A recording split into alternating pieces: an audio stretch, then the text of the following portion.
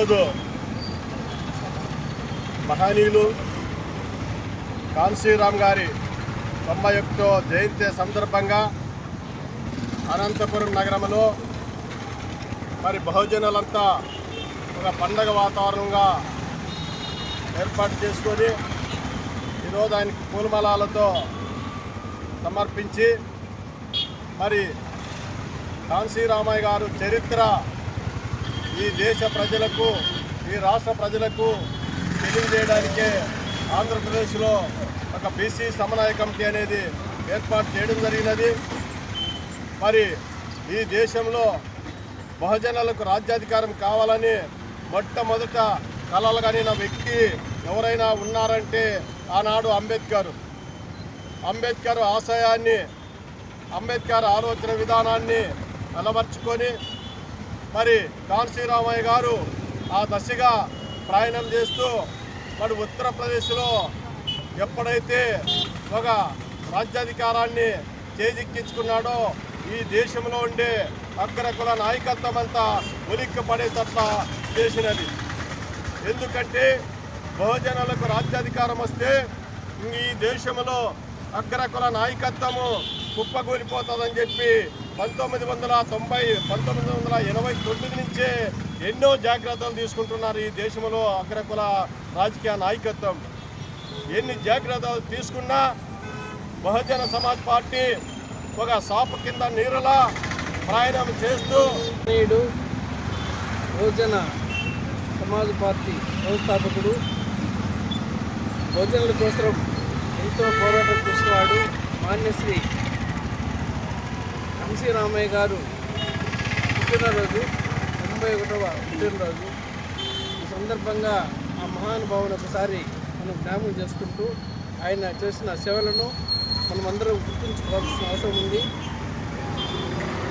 కాన్సీరామ్ గారు, అంబేద్కర్ గారు, తర్వాత మహాత్మా జ్యోతిరావు పూలే అడుగుజాడల్లో నడిచి వాళ్ళు బహుజనుల కోసం ఎంతో సేవ చేస్తే ఈయన సైకిల్లో తిరిగి బహుజనుల్లో చైతన్యం తీసుకొచ్చి ఒక పెద్ద రాష్ట్రమైనటువంటి ఉత్తరప్రదేశ్లోనే బహుజనులకు ముఖ్యమంత్రి స్థానాన్ని కల్పించి ఒక ఎస్సీ మహిళను ముఖ్యమంత్రి చేసిన ఘనత కాన్సీరామ్కు ఉంది. ఆయన అడుగుజాడల్లో ఈరోజు అందరము మనం నడవాల్సిన అవసరం ఉంది. బహుజనులు మాకు న్యాయం కావాలి అని కూర్చుంటే మనకు న్యాయం రాదు. తప్పకుండా మనం చైతన్యవంతులు కావాలి.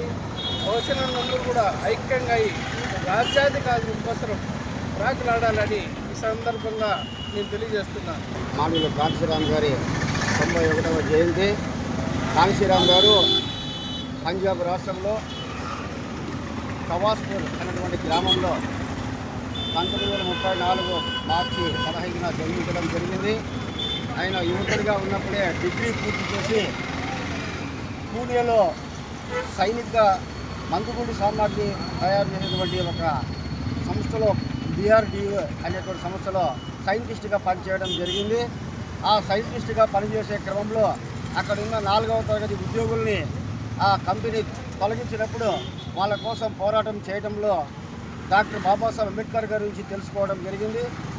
అక్కడ ఉన్నటువంటి 4వ తరగతి ఉద్యోగి దీనా బాను అన్న వ్యక్తి కాన్సీరామ్ గారికి అంబేద్కర్కి రాసినటువంటి ఒక పుస్తకం అన్హిలిటన్ ఆఫ్ క్యాస్ట్ అంటే కుల నిర్మూలన పుస్తకాన్ని ఇవ్వడం జరిగింది. ఆ పుస్తకాన్ని రాత్రి 3 సార్లు చదివి కాన్సీరామ్ గారు చైతన్యం పొంది అంబేద్కర్ గారి యొక్క ఆలోచన విధానాన్ని కొనసాగించాలంటే నేను పెళ్లి చేసుకోకూడదు, నేను కుటుంబాన్ని ఉంచుకోకూడదు అని చెప్పి కుటుంబానికి నేను పెళ్లి చేసుకోవాలని ఉత్తరం రాసి ఆ రోజు నుంచి ఉద్యోగాలకి రాజీనామా చేసి 56 నుంచి 78 వరకు అంబేద్కర్ గారి ఆలోచన విధానాన్ని ముందుకు తీసుకురావడం జరిగింది. ఒక బీసీలో అణగారిక వర్గానికి చెందినటువంటి మేము సమాజంలో అనేక ఇబ్బందులకు గురవుతున్నాం.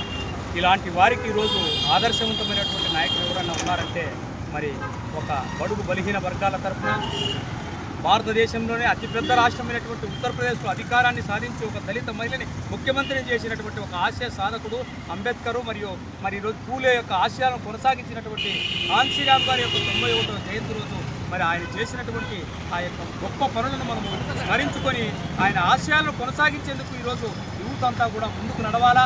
అతని జీవిత లక్ష్యాన్ని కూడా మనం స్టడీ చేసి ఓహో ఈయన ఉత్తరప్రదేశ్ లాంటి అతిపెద్ద రాష్ట్రంలో అధికారాన్ని ఎలా చేజిక్కించుకున్నాడు, మరి ఈరోజు మనము ఆంధ్రప్రదేశ్ లాంటి అట్లా రాష్ట్రాల్లో అయిపోతూ అనేక మంది బీసీ ఎస్సీ ఎస్టీ మైనార్టీలు అయిపోతూ మరి చూస్తూ ఉంటే ఒకరిద్దరు తప్ప శాసనసభలో ఎవరు లేని పరిస్థితి.